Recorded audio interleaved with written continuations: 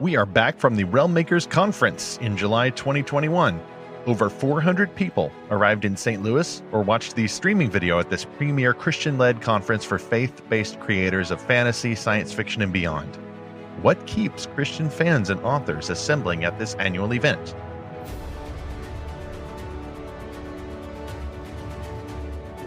Welcome anew to Fantastical Truth from Lorehaven.com, where we explore the best Christian-made fantasy, sci-fi, and beyond.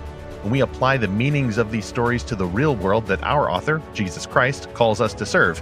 I'm E. Steamer Burnett, the publisher of Lorehaven. I'm also the co-author of the nonfiction book about fiction called The Pop Culture Parent. And I'm Zackary Russell. No, Zackary Russell is actually not here. He is resting up because, as I said in the intro, we both just got back from Realm Makers. He took a little bit more time to get here than I did. I am back in my makeshift studio, and he will be editing the episode a few days late for those of you who enjoy getting it on Tuesdays. We just needed to take a little bit of a break there while we recovered from the conference. Those of you familiar with going to conferences for Christians or writers or Christian writers or otherwise know that there's a plague gallivanting about the land. It's called conferencitis. You can't ward it off with a mask. There are a few different variants, but symptoms of conferencitis do include multiple nights of lost sleep. Also, with conferencitis, you end up feeling a greater sense of companionship with the people who are attending the conference with you. You are all on a mission. It's almost like being on the military, from what I've heard. There's different personalities, of course, and people may have different rankings at the conference, but you all have a similar purpose. You're there to learn from one another. You're there for the camaraderie. You're there for this working vacation type arrangement. So I will not belabor the intro here. Zach should be back by now, and you should be able to get your next episode from us on time on Tuesday, Lord willing. Since I got back from the conference, I've just returned to the day job, but I have a whole lot of new contacts, new friends to look up, thanks to the Lorehaven booth that we hosted there. And as you may have known, if you kept up with all of our materials on Instagram and on the Facebooks, on the Twitters, on all the socials, our keynote speaker was Frank Peretti, sort of a founding father, or as many people referred to him as the Obi-Wan Kenobi of Christian fantasy fandom. And indeed he was. He seemed to be having a great time just meeting everybody. Realm Makers can be a bit overwhelming for someone who hasn't been there before. And I think this was his very first time being there. I don't think we could have hardly let him show up as an attender without asking him to say something to us. So if you want to see more of Frank Peretti and any of the other conference coverage, look up Lorehaven on the social networks. We may also post some photos and have a little bit more information at Lorehaven in the coming weeks. You will also get some photos of our Lorehaven booth. Every year at Realm Makers, we feature the website. We feature Fantastical Truth nowadays, as well as back issues of back when Lorehaven was doing the print issues. And we invite everyone to subscribe, just as I will invite you to subscribe at lorehaven.com/subscribe. You get the new podcast episodes every Tuesday, the reviews every Friday, and then articles every week. Before we open our mics to the fan side chats that we had at the conference from a variety of creators and attenders, we've received another CDC warning. A lot of those coming out these days. According to the words of this warning, it's a single word: doom. That leads us to our first sponsor for this episode, which again is Joshua David's novel, Seed Judgment, a science fantasy tale of biblical proportions. It is available now exclusively on Amazon. Seed falls from the heavens and judges humanity. One foretells of the coming calamity, but the words are heeded too late.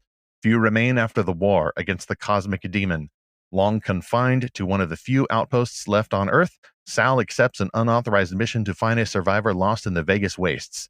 He believes his target is special, imbued with a spirit that might finally turn the tide against the darkness.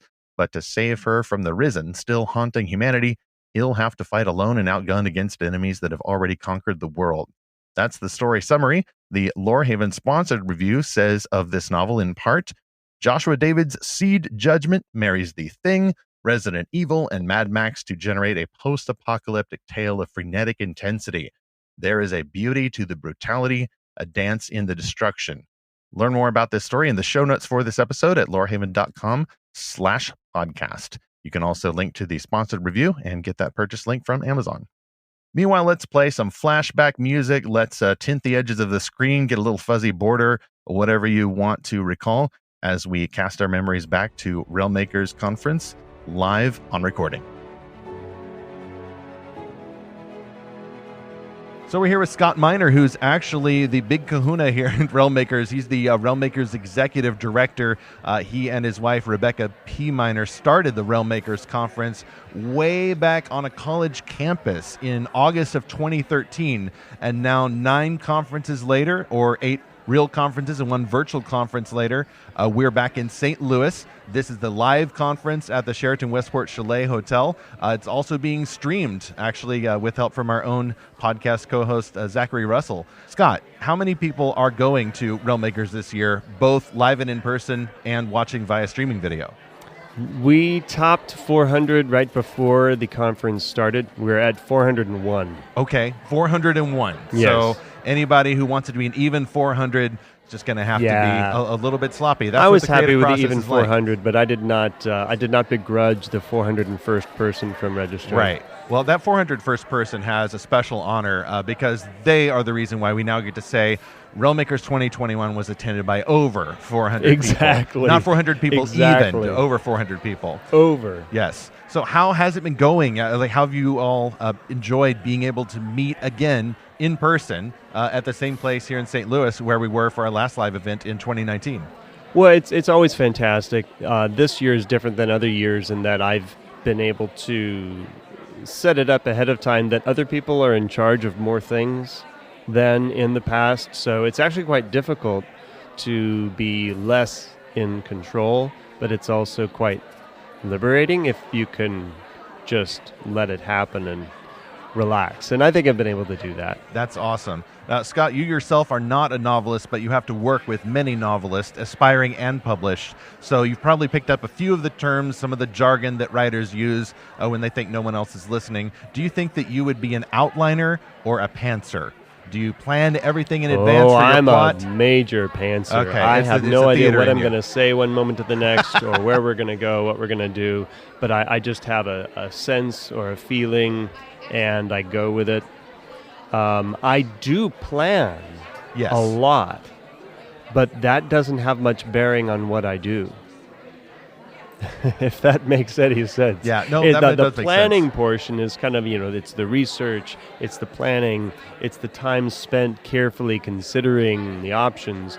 But then when it comes time when an opportunity arises, I rely heavily on intuition and perception to decide what we're going to do next. Are we going to open up a new store? Right now the latest thing is doing a fantasy fan con for Christian creators. That would be fantastic. Now, I said fantasy. It's not going to be exclusively a fantasy. Well, that's why we say fantastical, because that you start with fantas as the root word, and then that to me that encompasses science fiction, paranormal, horror, anything that's not of this world but beckons to the next. That's the term we use. It's the next step for what we've been doing, taking the books to the homeschool conventions, and the more I've attended Christian events, and the more I've attended fantasy events or book festivals and met Christians there digesting the fantasy, science fiction, all the stuff that the folks here are writing, but from the secular world, right? That's what they're reading because that's what they're finding. As we've been able to narrow that gap, that chasm that we saw between Christian authors of fantasy and science fiction and Christian readers of fantasy and science fiction. Now that we've started to narrow that chasm a bit, I'm seeing so much overlap between...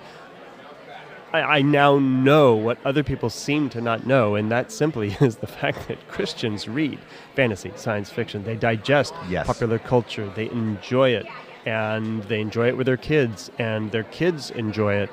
And Christians more and more need to be in that space. Yeah, it's not a matter of whether Christians are engaging in this space, but how. Are we engaging passively, just kind of taking it in, or are we thinking about this biblically? What is the purpose of these stories? And that's why I love coming to Realmakers, both as a creator of these stories and as a fan of these stories. Because folks here are engaging and creating these stories with intention. I noticed last night with all of the Realm Award winners, like many were, using their stories as expression expressions of worship to God. This is something deeply personal to them as expressions of the gospel. Absolutely. And then that's come through in keynote speaker Frank Peretti's messages as well.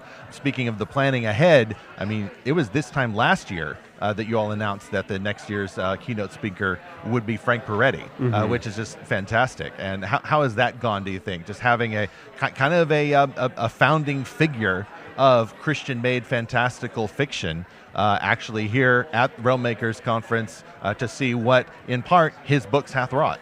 Sure. Well, I mean, it has everything to do with Frank as a person. He's very generous, very humorous, and he's a fantastic person just to speak with. He's very encouraging. He's very godly. And the time spent with him is just, it's worshipful, it's encouraging. And when you're talking to him, or when you're seeing him talk, you just love him. Yes. Because of his childlike exuberance, but also his Gandalf-like wisdom. Yes. The heart of a child, but the head of an adult is the impression that I'm getting, yes. which is what C.S. Lewis recommended for the mature Christian. You have to keep that sense of delight in your imagination, but also that sense of growing intellectually in your faith as part of the mind journey. Yeah, and I want to encourage authors like that, more authors like that, who are Christian authors, who can engage with stories that reflect a coherent Christian worldview. Yes. But within popular culture. And so much I observe the, whatever you might call them, the gatekeepers, the Christian church or the big organizations, shaming Christian artists from doing that. Yes. They have to do a Christian thing. They have to make it Christian. They have to turn it into something that is perhaps nonfiction or a tract, there's a purpose for those things, or a sermon. Yes. There's a purpose for those things, and they exist, and they need to. But not everyone is called to give the same message. Some people are an author, and they are an author of fantasy or science fiction. And they are... I was meeting with a group of pastors that I meet with. I'm not a pastor, and I say that every time we go around and introduce each other. But a couple of weeks ago, Thursday, they prayed for Realmmakers and the authors here and the faculty. And one of them said, the artists in the Christian church are, another word for them is prophet. Not to say in the capital P that they're all prophets. Well, prophetic. Prophetic. Yeah, we see that word just in used. terms of being able to see what is true and see what's happening and perhaps where it's going, and write to that, speak to that in their art from a intuitive standpoint. Now, there's a lot in the church that would look at some artists and start trying to pigeonhole them politically. Right. And that's not really what we need to discuss at this point, because that's a totally separate conversation. But just to be sensitive to the Holy Spirit, be sensitive to their own promptings in their imagination, and write a wonderful story that they are talking to other Christians and saying, hey, read this. What do you think about it? And maintaining a coherent Christian worldview. Right.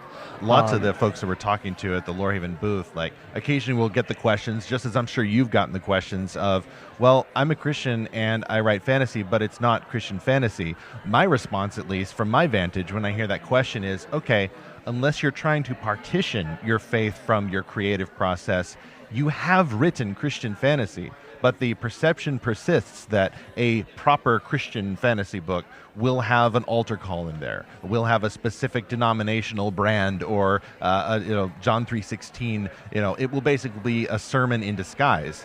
And I say that the purpose of fiction is different. It is an imaginative exploration of the world. If there are any sermons in that creation process at all, they are in the author, or maybe in the world building which is the author term for the supporting material that you use when you're creating the world of the story. Like, it's under the story. It doesn't have to be in the story. The purpose of a story is not the same as the purpose of a sermon. Both are means of discipleship, but you learn to be a disciple of Jesus Christ through hearing other people's stories, real stories and fictional stories, and you learn how to be a disciple through sermons. But sermons are not the most godly way to learn to be a disciple. No. God uses any gifts that he distributes among his children. When Jesus wanted to have someone he's speaking with understand what's true, he didn't simply tell them what it was. Yeah. He told them a story so that truth could be something, or the answer could be something that the hearer now realizes for themselves, and they own that answer. Yes. They own that truth. Instead of Jesus giving them, this is truth, and them choosing to receive it or not, he said, let me tell you a story. And then what happens in the hearer's mind is their own realization. Yes. And they go, oh, now I know what's true. I understand what he said. Right. And that's a much more effective way to tell stories. Some stories, some authors, Christian authors, absolutely there's a place for there to be a sermon in this book if that's the audience for it. It is not necessary for a book necessarily to be Christian. From my standpoint, for Realm Makers, I want to support the authors. I have no stake in being this filter that is going to say what people should be writing. That's for the publishers or the self-published authors. They can write what they're writing, and I am not going to put my own personal political beliefs or what I personally believe and only let those people in. That's not my job. That's the publisher's job, right?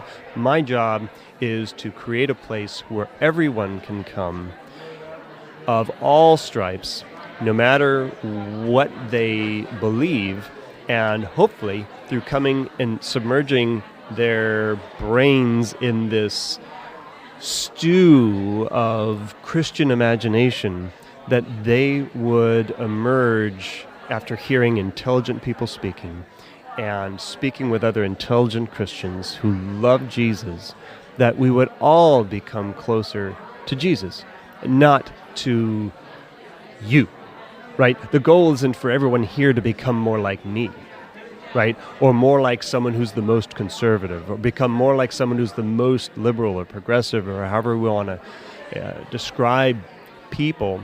But I just want to acknowledge everyone's personhood and individuality and help them feel like they're not alone. Gotcha. That they have a place to come, that they can talk to people about what they do, what they believe, and have an intelligent conversation. Cool. So 2 questions for you as we close out.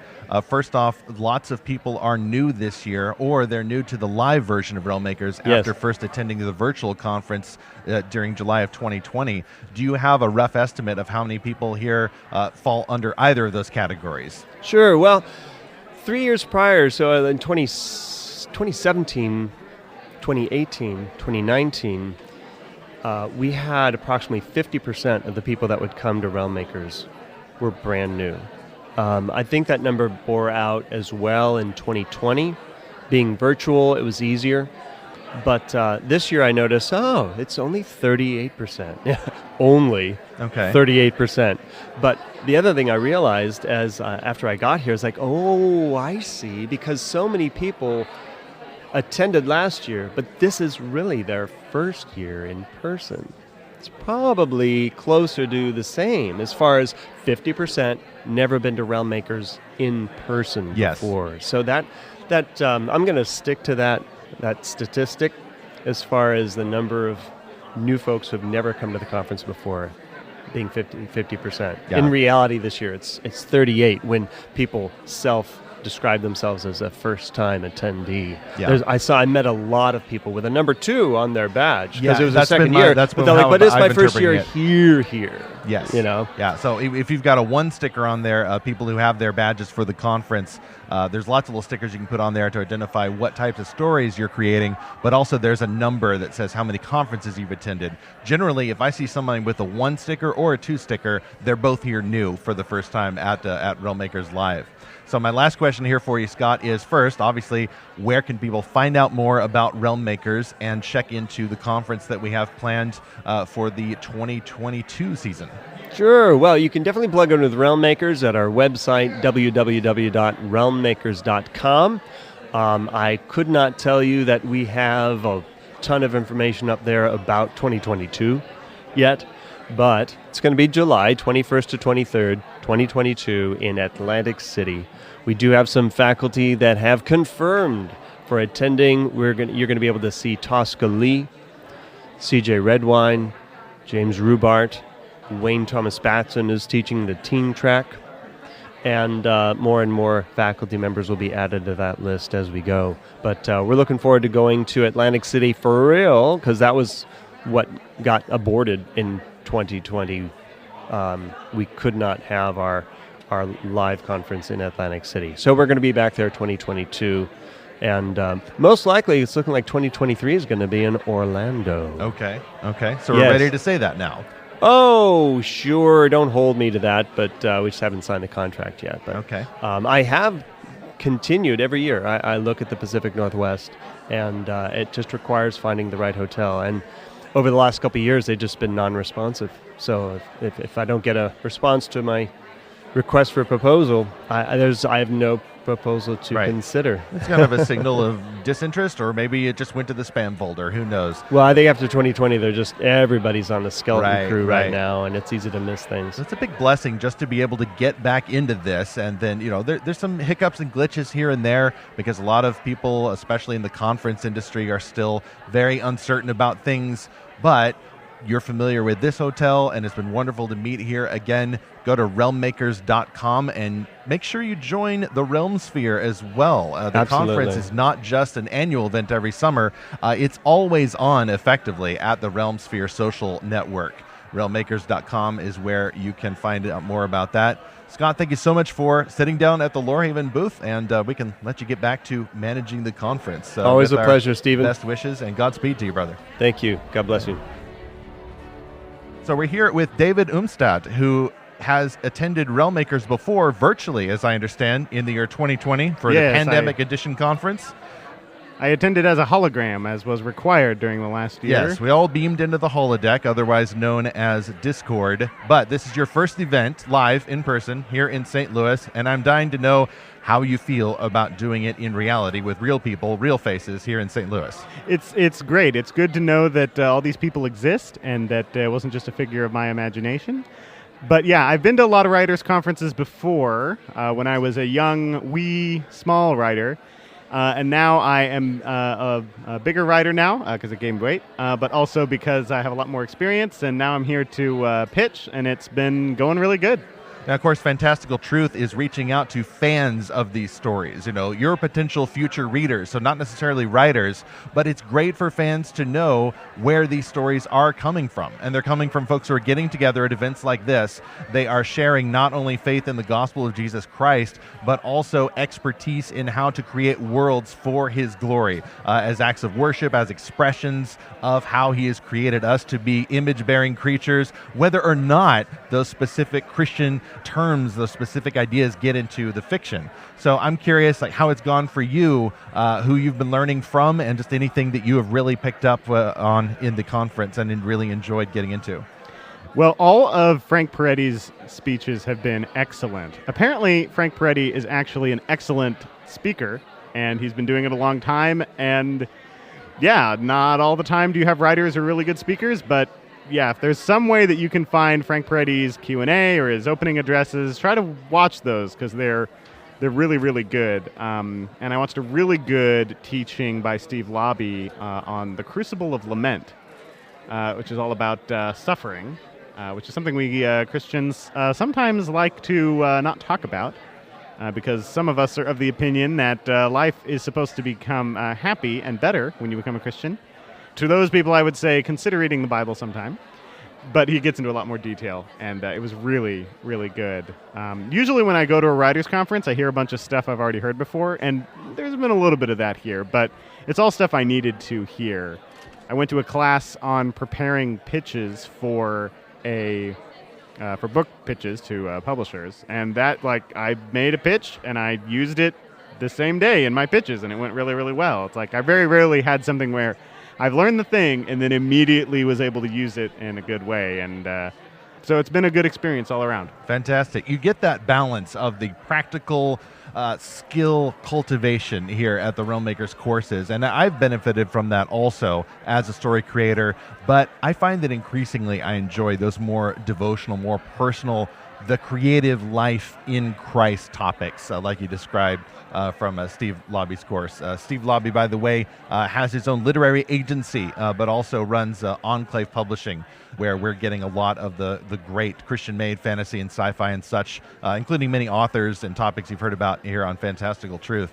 So, David, what's next for you today, and what are you going to take home with you, and where can people find out more about the stories that you're creating? Well, next for me is lunch, which I'm really looking forward to. But yeah, I've done my pitches, and so it's weird not having a pitch to look forward to. That was all stressed out for me. So I'm going to go to a few more classes, see what else I can learn, and hopefully get better and maybe have fun. But fun's not the goal for me, although sometimes it's a byproduct. So, actual last question, how much sleep have you gotten over the conference's duration so far? Well, I didn't know that it was possible for me to consistently wake up at 4:30. I don't know why that's happened. I'm not even jet lagged. This is the same time zone I'm in normally, but I've been going to bed at like 9 or 10 and waking up at 4 or 4:30, and it's been really creeping me out. Please help. What is going on? That's just called conference-itis, and it's not the worst kind of pandemic we can have if you take the last year into account, but it is curable. Do they make pills for that? Or? Yeah, well, but the only solution is to go home, have a lot of water, especially if you're dehydrated, and catch up on sleep, and try not to immediately feel like you have to fix everything about your manuscript. That will come in time, and you'll eventually, all that wisdom will sink down, and then hopefully the fatigue will eventually resolve itself. So, David, thanks so much for sitting down here at the Lorehaven booth, and wish you Godspeed in your creative endeavors. Thank you for having me. Thank you. So, not to interrupt any further of these amazing conversations, these fan-side chats, but I just wanted to step in here for a moment and remind us all that Realm Makers, as the organizers have said several times, is not a church, but many people from the church do join Realm Makers. That just happens to remind me of our second sponsor, which is A.J. Chamberlain's novel Urban Angel. This is a story of courage, redemption, and spiritual warfare set in contemporary London. Its description is as follows. One day, the church will be made perfect, but for now she bears the scars of war. Alex Masters knows all about that war. For her, the journey to faith has been marked by grief and loneliness, but still she chooses to believe. Daisy is a child of the social media generation, lost in every belief and none. When tragedy strikes, she seeks out her cousin Alex because she knows that Alex understands what it is to face the darkness. They come together, believer and unbeliever, hunted by an enemy that will do whatever it takes to achieve its goal. Alone, Alex and Daisy would be defenseless, but this is not a struggle against flesh and blood, and not every weapon is visible. Urban Angel launched on July the 1st, and it is available from all the major ebook platforms and your local bookshop. It's the first book in the Masters series.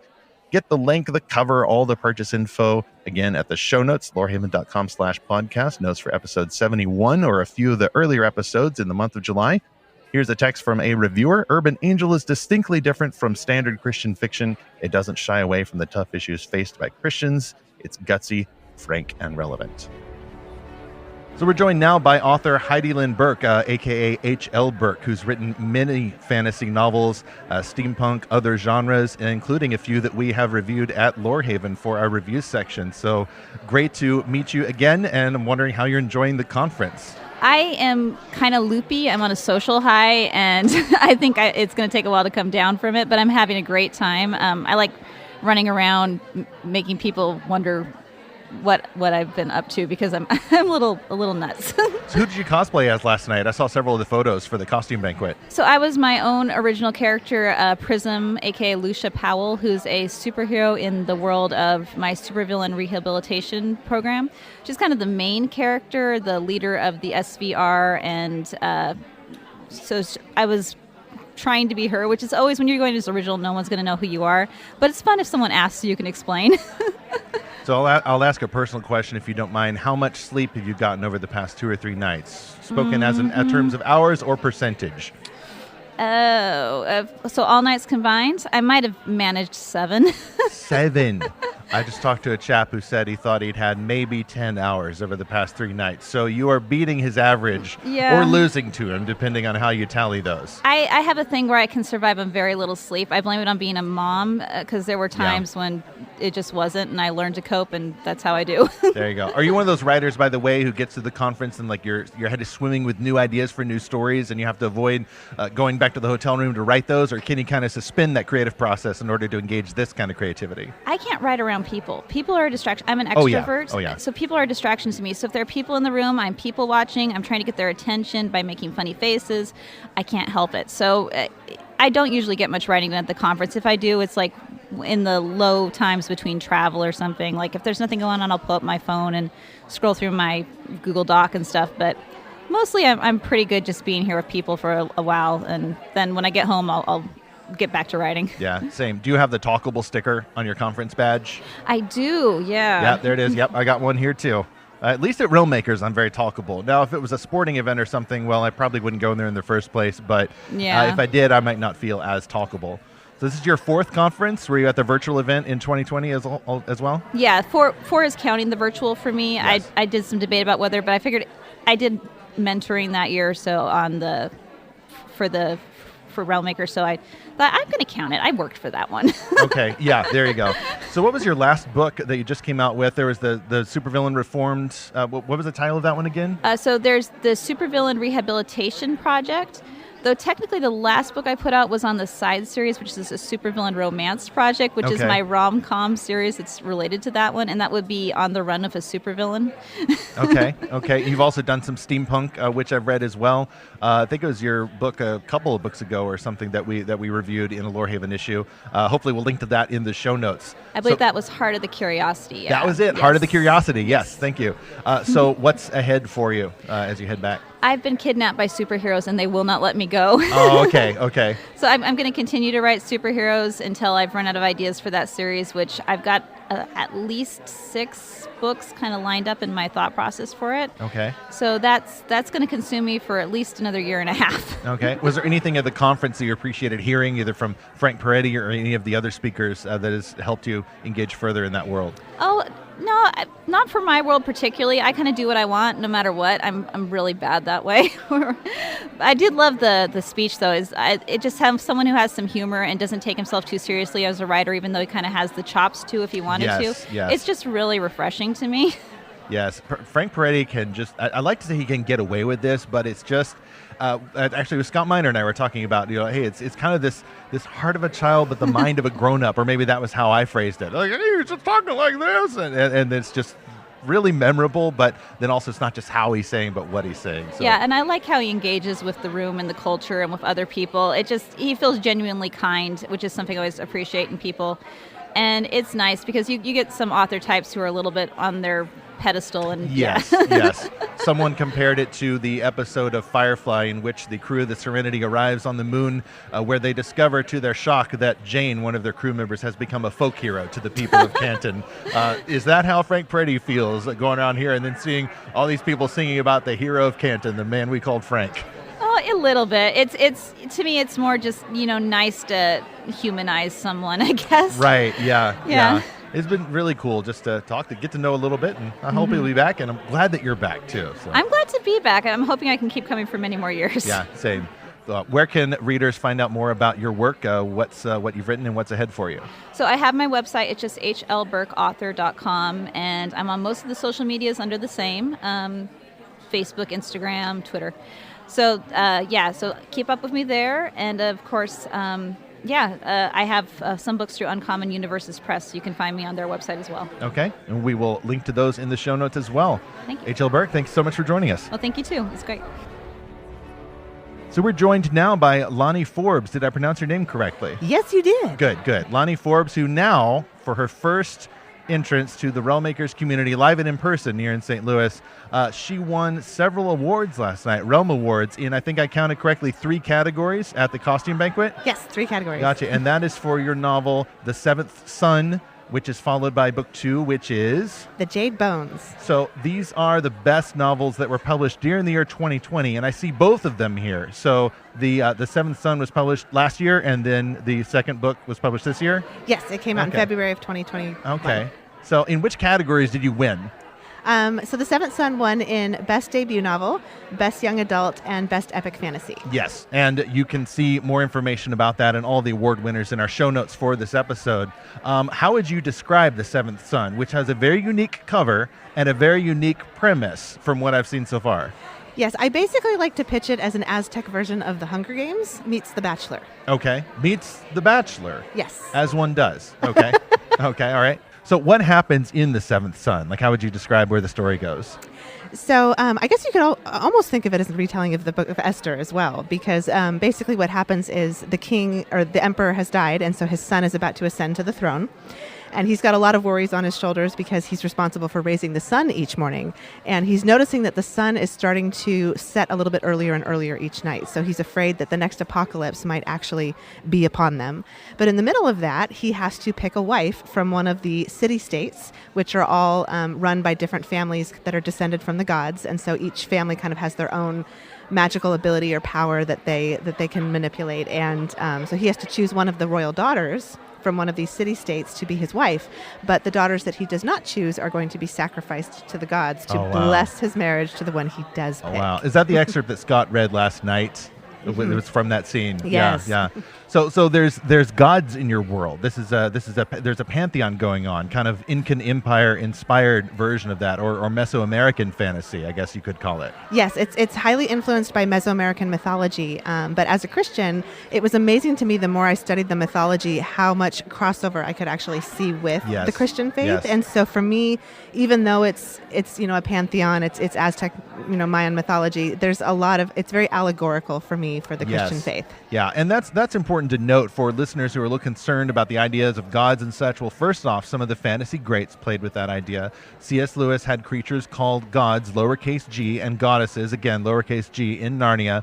Tolkien had his whole imaginary pantheon of like angelic type creatures, the Valar, serving beneath the one creator of Middle-earth. And lots of other authors have explored these ideas. Like it's easy when you go into another universe then to think about these otherworldly arrangements for deities or the powers of the world. It just takes a discerning mind and an open heart to understand that, yes, we can engage with these ideas on the imaginative level and then see, okay, what do these mean? Like what is the meaning of these ideas, the meaning of where other cultures were coming up with these different pantheons, and then how does that compare to the biblical worldview? If you don't see it overtly in the story, if it's a Christian author, it's there. It may be under the surface, but it is there. Just may take a little bit of digging to get that out of there. Exactly, and that was definitely my intention with The Seventh Son, because it is published for the secular market. It is intended more for the secular audience. But as a Christian myself, I couldn't not incorporate, what I believe and my faith values into what I write. And so for me, if you are a Christian reading The Seventh Son, I think it will be very apparent, some of those themes and those Christian concepts for me that really come across in the story. Right. Similarly, I was thinking of C.S. Lewis's Till We Have Faces, which is a retelling of the myth of Cupid and Psyche. So he's assuming, for the sake of the story, that this Greek world of gods and goddesses and all these legends are real in a sense, but the story is about more than just these repurposed mythologies. And that's my favorite. That's actually my favorite C.S. Lewis book. A lot of people say that, and I think I've only read it but once, so I need to go back and read it again. It's a good one. I favor the Ransom trilogy and, of course, Narnia, as well as all of his nonfiction. So how did you find out about Realmmakers then? I actually went to a Southern California Christian Writers Conference back in 2016. That's when I first was exploring this whole idea of publishing and writing in general, and I had just had a baby at the time, and my husband pushed me out the door, like took the baby out of my arms and was like, go to this writing conference. You need to do this. And so I went to that conference, and I just remember like feeling like, one, there's a bunch of Christian weirdos that like to make up stuff in their heads. This is amazing. I found my people. And while I was at that conference, someone had mentioned, oh, have you ever heard of Realm Makers? And I was like, no, what's that? And it was the first time I'd heard of it. And so I ended up joining the online Facebook group for Realm Makers. Oh, yeah, the consortium. Yeah, yes. the consortium. So I've been a part of the consortium since, I think, 2016 or 2017. And I just had always wanted to come to the conference, but just it had never worked out until this year when I finally found out that I was a finalist. I was like, that's it. I'm doing it. So you found out you're a finalist, and then you're on your way. Okay, yeah. Like, that's it. I'm coming. Yeah, Nothing's great. stopping me now. So yeah, it's funny hearing Scott read that excerpt, and I'm going like, well, he's got 2 more excerpts to go, so we're going to get the whole novel here by the end of the night, which is really cool. What has been your experience then with the conference? It's now not just a cross section of a Christian writers conference or even a fiction writers conference, but these are all Christian creators of fantasy, science fiction, and beyond, exclusively so. This has been the most incredible experience, especially because I've been to other conferences. Like, I'm part of Romance Writers of America, the Society of Children's Book Writers and Illustrators. I feel like I've gotten to go to so many secular conferences, and this conference is just so unique to me because the community here is just incredible. Just the way that people know each other and support each other and love each other, and then that we have this unifying faith that unites us. It does. Yes. It unites us. Yes. And to be able to be in a place where I can openly share my faith and have that part of, which is such a huge part of who I am, be able to come across. Whereas sometimes at the secular conferences, I feel like you have to be a little bit more cautious or careful. Well, circumspect, yes. Exactly. And so for me, I just feel like I get to be fully myself here, and I get to have that embraced and celebrated. Yes. And it's just, it's wonderful. And like I said, to me, my faith is so important and such an important part of my writing, that to be able to have that not only embraced but recognized and celebrated. It's just it's a unique environment to be able to have that. Well, there's so many different ways that people's faith in Jesus manifests in their storytelling. You can have a story like yours where you don't name check Jesus necessarily. Some people, especially those less familiar with fiction in the church, may say, well, that's not a Christian book. At least for my part at Lorehaven and Fantastical Truth, a Christian book is a book by a Christian. And the only exception would be if it's a rather ornery sort of Christian with issues with the church back home who wants to put up a wall between their faith and their creative process.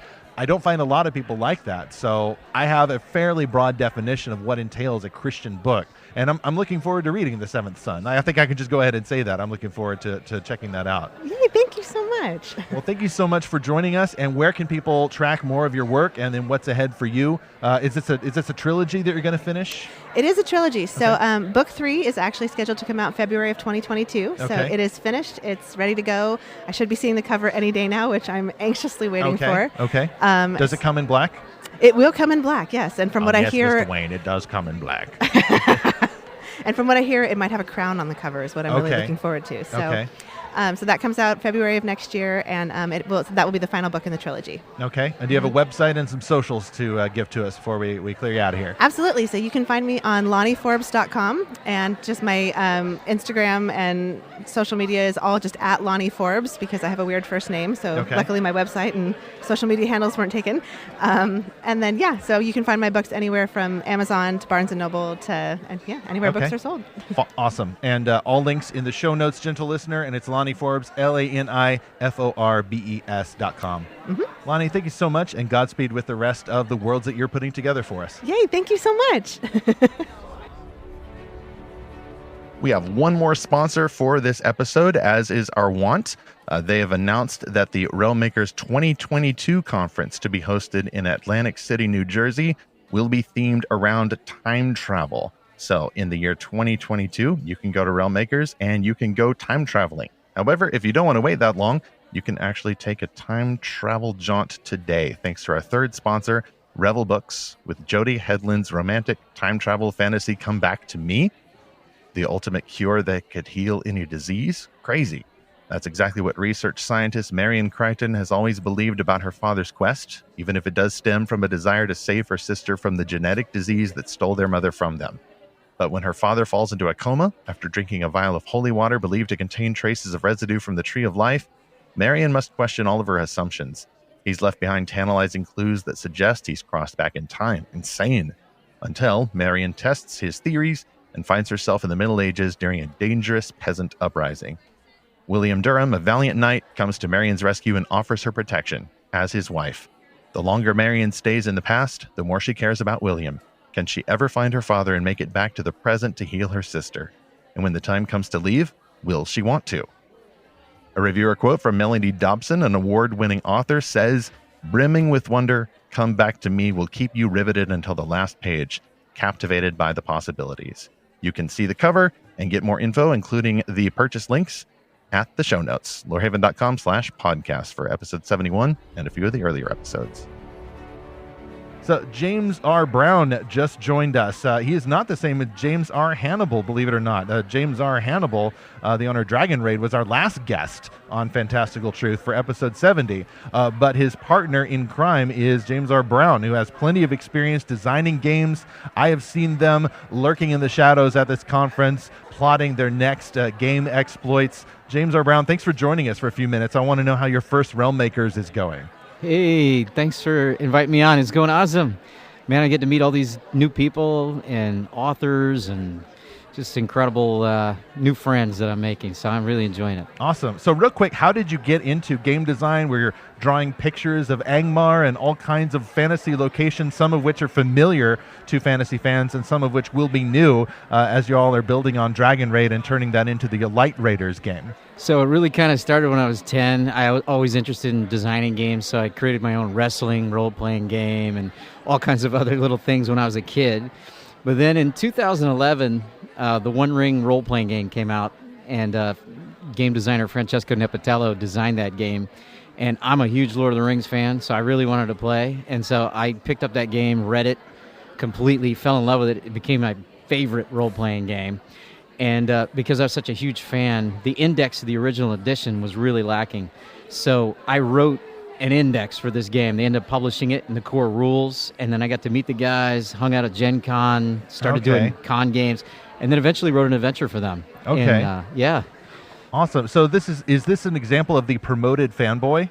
Which is, I believe I've heard that trope being named. Yeah, it's like kinda, you're a fan who comes on and like demonstrates that professional acuity with the universe. Definitely feel that way. Oh, and, that's fantastic. Yeah. So how did you connected with James R. Hannibal then and Dragon Raid? So my wife had picked up a Dragon Raid game at a yard sale years ago, and I had put it on a shelf, never really looked at it. But then one day I picked it up and looked at it and said, oh, this is cool. You know, I've been a Christian, a pastor, and this is like faith and role-playing all in one. So I said, I wonder if this game, I haven't heard anything about it. So I got online, I started looking it up. Just a month prior, he had acquired the game. Oh, wow. Okay. And so I got in touch with him. He called me, and he said, this is amazing how God put this together. So I said, is there anything I can do to help? He goes, yeah, you're going to help. We're going to work together. And a few other guys. It's kind of an incredible story. So that's how I got involved with him at Dragon Raid. It's about 3 years ago now.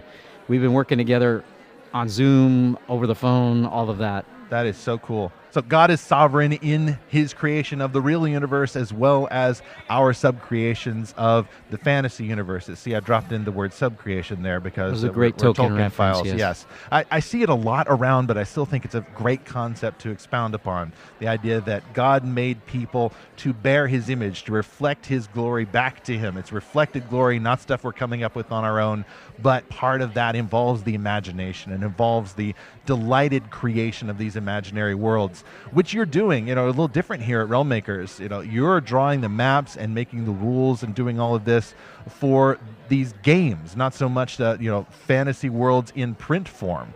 You just don't see a whole lot of that going on among Christians, and yet there is such a demand, there's such a desire, I think, even if people don't know it, even among folks like myself, I think, who did not grow up playing role-playing games, but now start to kind of cast a little sidelong look and go, wow, that looks like fun and a great way to be discipled as well by believers in this imaginative context.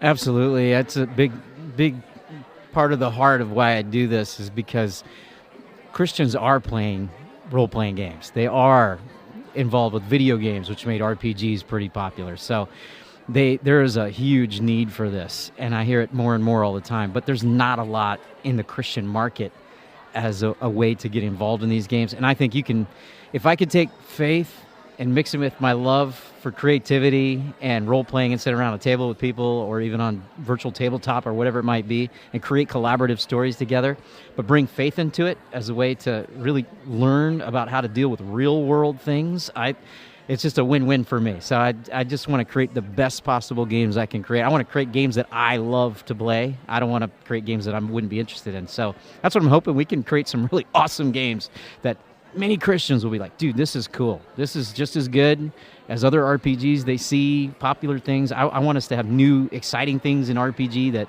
they can see, and it's discipleship at the same time. We're like training up warriors for Christ. Yeah, that is fantastic. I'm so glad you all are doing that. What's next for you? I saw the drawing based on your drawing of the Angmar, which is the Witch King's realm. It's a very evil place, nasty place, precious, in Middle-earth. So you get to play in that universe on a more official basis, as well as the world of the forthcoming Light Raiders. So what's next for you, and where can fans keep track of your work? So I'll be partnered with James. We're creating a whole new version of Dragon Raid called Light Raider Quest. Yes. Okay, but we're also going to be creating some other things too. So we have game books. We got a basic set, like a starter set for Light Raiders, different things like that to kind of bring these rules up to modern role-playing standards. And, man, we're hoping to hit it out of the park. We think what we're creating, lots of people are just going to love it, eat it up, and it's just going to spread. So that's what we're hoping. So, well, as we said at episode 70, go to lightraiders.com for more updates about that. You all also just started that Kickstarter for the card game as well. You all have been keeping track of that during this weekend's event. Yeah, that's been phenomenal. So Kickstarter is fully funded and going on. Currently, we've got 28 more days on Kickstarter. So go there, look up Light Raiders First Watch. It's a card game that's a scripture memory game, but it also doubles up because there's role-playing statistics for Dragon Raid on it.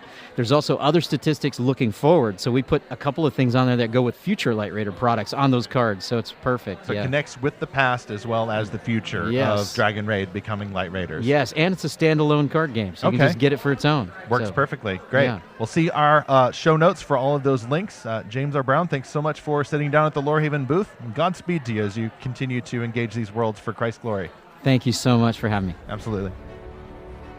Well, Mary Schlegel just sat down at the Lorehaven booth here at the Realm Makers Conference in St. Louis 2021. We actually reviewed her book at Lorehaven. She was one of the authors who submitted her books at the Lorehaven Author Resources page, and it's called The Prism Conspiracy. I had to go back and check. Yes, we reviewed that in April 2021. See that link in the show notes. Mary, it's great to have you here. I'm glad to be here, Stephen. Thank you. Well, we've met a few times in person at previous events, and I think you met someone even more special at a previous Realm Makers, did you not? I did. My husband and I saw each other for the first time at the first Realm Makers, and later realized we lived just a couple hours away from each other and recognized each other at a social event that we were both at. Okay, so that was Realm Makers 2013 Vintage Edition at the University, what was it, the University of Missouri campus in St. Louis? University of Missouri, St. Louis, I think. Yes, that was a lot of walking, and it felt very homespun because there was only a few dozen of us. Yes. So I took, just because I had moved to Texas, I took off the years 2014 and 2015. And during that time, y'all were getting to know each other. And were you all like critique partners, or how did that work where the friendship turned into more? It started just, talking about writing with each other. We exchanged novel manuscripts that we had in progress. And he's a really talented writer, and I was really intrigued by his writing. And I thought I was getting a big crush on his main character. And then as time went on, I realized, no, I don't actually have a crush on the main character. I have a crush on the author.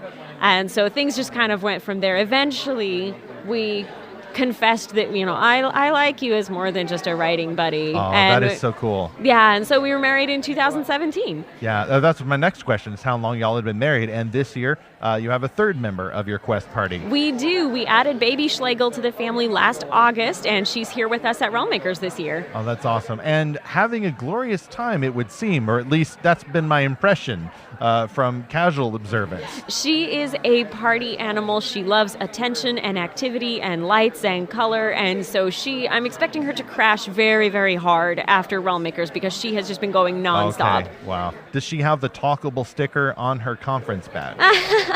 No, I didn't think of that, but I'll definitely do that for next year. That's a good idea. Just run up and see if they have some leftovers up there in the lobby, and then stick it to Put her it on forehead her or forehead, something. yes, Yes, that's brilliant. I am talkable. That's how we at Realm Makers divide the folks through feel more gregarious, feel more extroverted, and then others who might need to take their time to warm up. Authors can have different personalities, different gifts. The stickers are just our little way of recognizing that, which is one of the cool, unique aspects of the conference. Yeah, and it's an aspect I like a lot. Me too. I've actually got it on my badge. I don't know. It may be more to persuade myself than anybody else, but it seems to work, at least for the 2.5 to 3 days that we're doing this thing.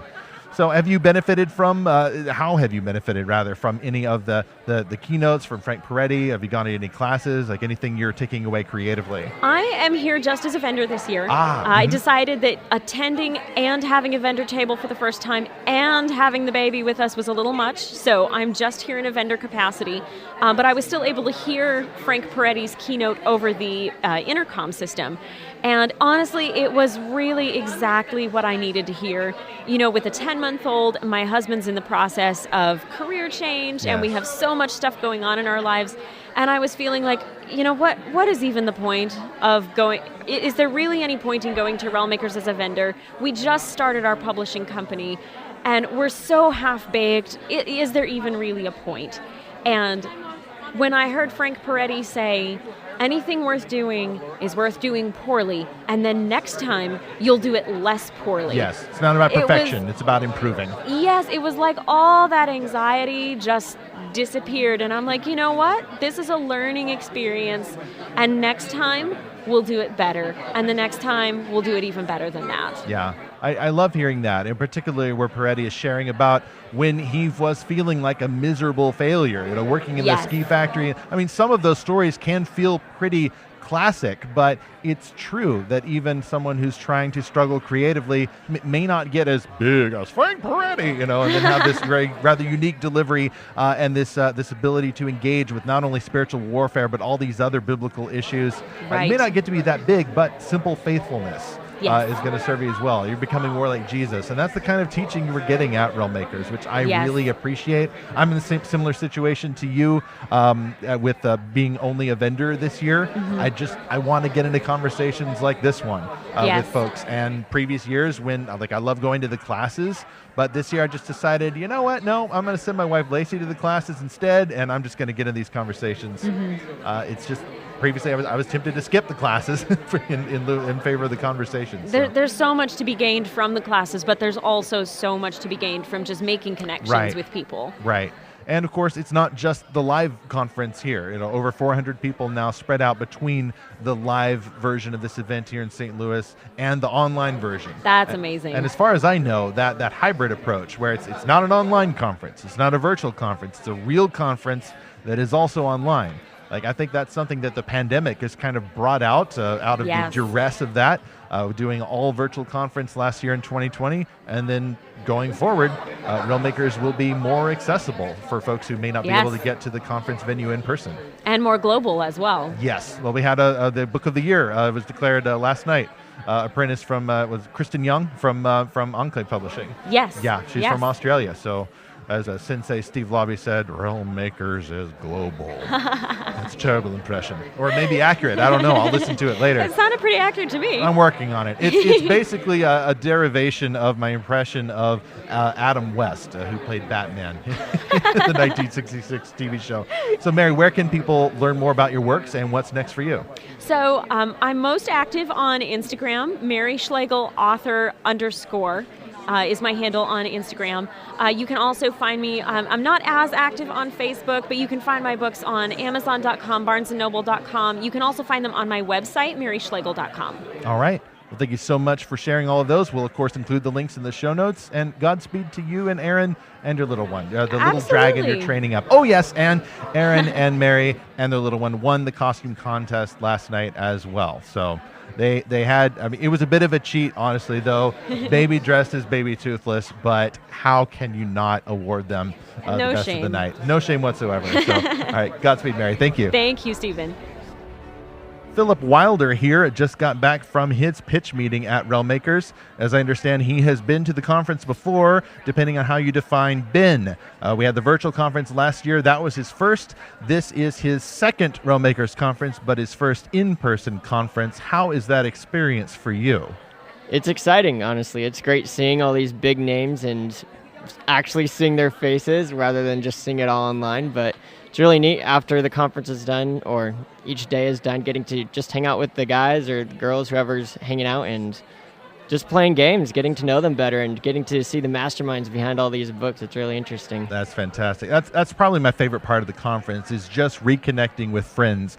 I enjoy the classes, the courses about cultivating your craft, and enjoy getting together with people, doing pitches, things like that. But it's the camaraderie that just cannot be equaled. Online got really close. I enjoyed certain advantages from the online conference, but there is just nothing like getting together in person. So thank God we were able to do that here in St. Louis.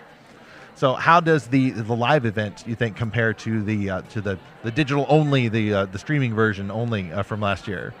Well, if there's one thing to be said about Realm Makers, it is that they are very technologically savvy. Last year was very impressive, and I was shocked at how well they did it. And they're continuing to shock me at how good they are at just understanding technology and making things flow really, really well. So that's really neat. But it doesn't quite compare to this year, honestly, just because now I can really start building these friendships. Last year I had a few friends, but it's nothing compared to this, really. So I'm excited to go back and see people online on Instagram, Facebook, and feel like I genuinely know who they are rather than just understand that I met them. Right.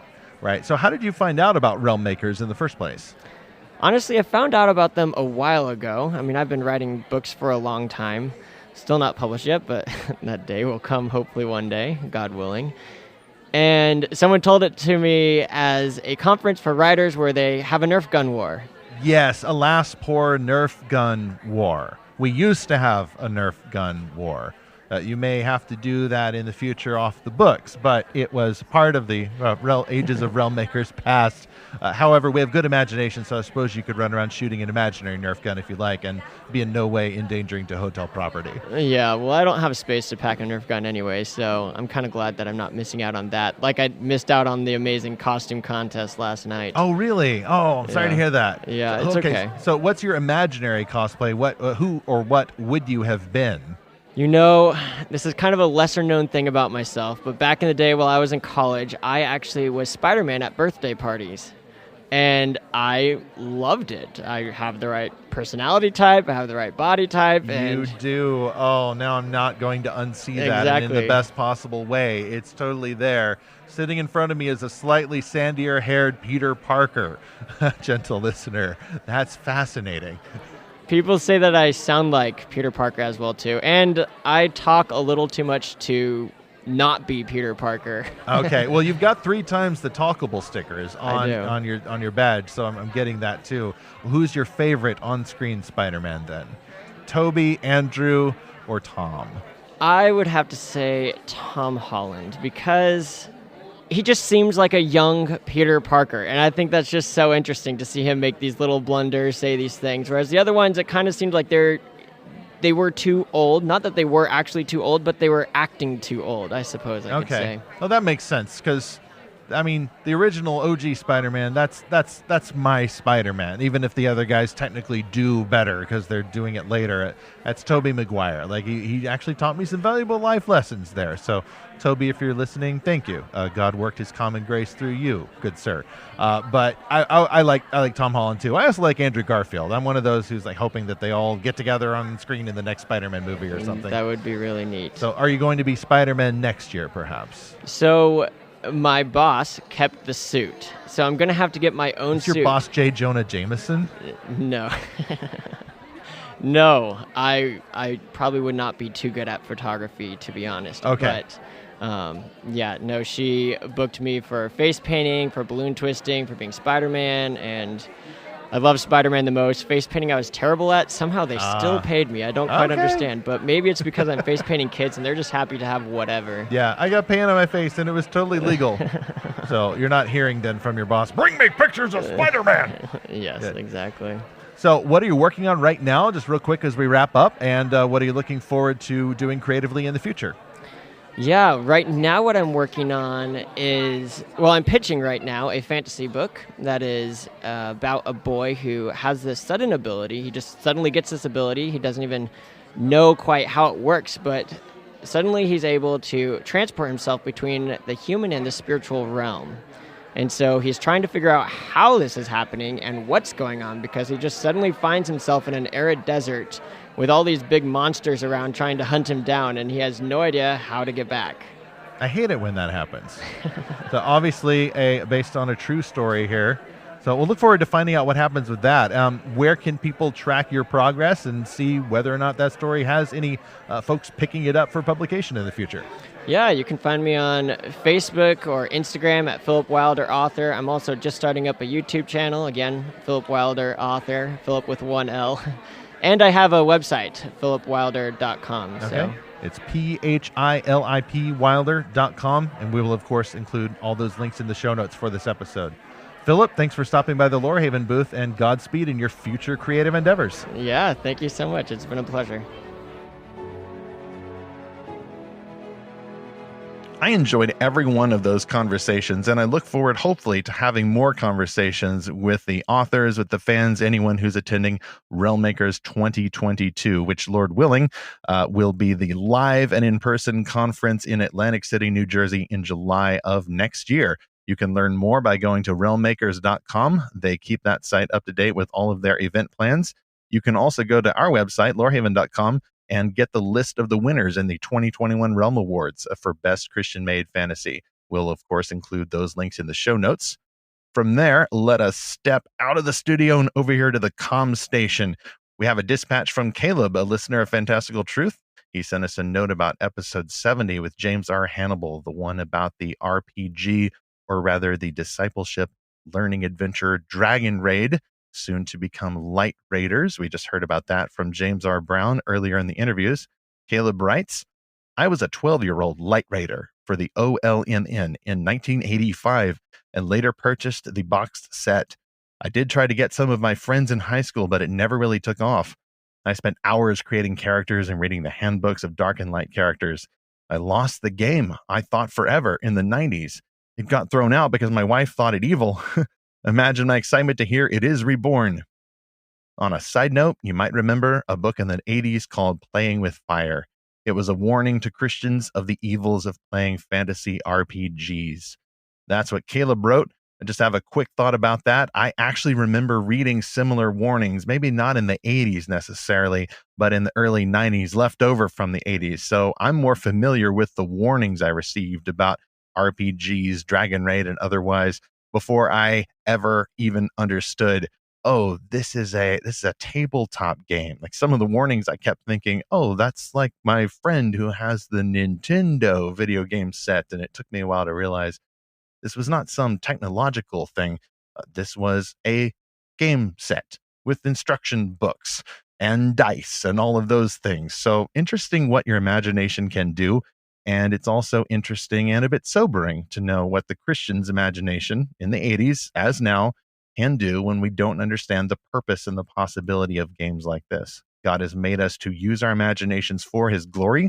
If we do not understand the purpose of our imaginations, we're going to be using our imaginations in very wrong ways, either to idolize fantasy or to idolize the illusion of safety, of rules that don't come from Scripture, but from our own imaginations that won't actually prevent us from the flesh, from our desire to be tempted, to idolize things. If you, however, don't sin any more than usual by enjoying a game like this, and if it's a Christian-made game like Light Raiders that actually helps you learn Scripture memory and think and imagine like a saint, like a Light Raider, then for God's sake, literally play for his glory. From there, let's take one more flashback to our portion of the podcast recorded then live at the Realmmakers 2021 Bookstore Vending Hall. So this is Stephen, flying solo this time, just checking in the middle of the Realmmakers Bookstore, the open house event that we have ending every conference as we have for the past several years. I'm at the Lorehaven booth, don't have a guest right now, just wanted to share a few thoughts. It's been an amazing conference. As I speak, all of the featured authors, those who have been on faculty or those who are Realm Award winners, are in the grand auditorium behind me. There are long lines for book signings. Frank Peretti's, of course, having such a long legacy of the supernatural thrillers and other fantastical novels that he's graced us with. He has the longest line, but there's so many other authors, including many that we've had on the Fantastical Truth podcast. I'm actually about to pack this up for the night and go get some books belonging to these authors and get them signed myself. Several of those I'll probably be talking about in future episodes of the podcast. If you are listening, and as I am guessing, we had to delay the podcast by a few days, that's because both Zach and I were traveling back. We both drove separately, and Zach, I think, is going to take a couple of days, and he's the one who all the time is putting together the podcast. He does a very awesome edit with the podcast, keeping it as professional as you hear it. I'm blessed to do a lot of the outlining, and being the publisher of Lorehaven.com, it's just an amazing experience. It's amazing to get back to reality through the conference. There was a while there when Scott and Becky Miner, who run Realmmakers, had to make a lot of difficult decisions. We talked some about that during our podcast episode last year. Last year they had to go virtual only, and that was a difficult call. They had never done a virtual conference before, but it worked. Largely it worked. And this year, they not only have the virtual conference, but also the live conference, which a grand total, as I've heard before from Scott, was attended by over 400 people, both online and in person. It's just really great experience, and you can come home with a conference high. Conference-itis symptoms may include loss of sleep, and a bit of a natural drug-like haze about the goodness of humanity, and why can't we do this all the time? Well, kids, it can't be Christmas every day. If it was, it wouldn't be Christmas. It would not be special anymore. That's one good element from Frank Peretti's messages that I'm taking home is you've got to think long-term. Can't just think short-term, whether you're succeeding in the short term or failing in the short term. God is sovereign. He has the story planned out. And so we are bound by Scripture to think long-term, not just in terms of the span of our lives, but also with eternity in mind. So that's what I bring home. For any of y'all who create these kinds of stories, that should come as a great encouragement to you. And for those of you who just enjoy finding these stories, I mean, that's what Fantastical Truth is for. We want to reach out to more of these fans. We believe strongly at Lorehaven that these stories have a unique ability to glorify God. If we are reading them with critical thinking, if we are reading them with an attitude of worship, not just entertainment, and not just expecting a sermon or the more churchy means of discipleship, if we are doing those actions with that intent, then I think God can truly bless us through stories that are more fantastical, that push the limits a little bit, not the limits of truth, but the limits of our expectations for reality, and help us look at reality anew. For now, this is E. Stephen Burnett from Lorehaven.com at the Realmmakers Conference 2021 here in St. Louis.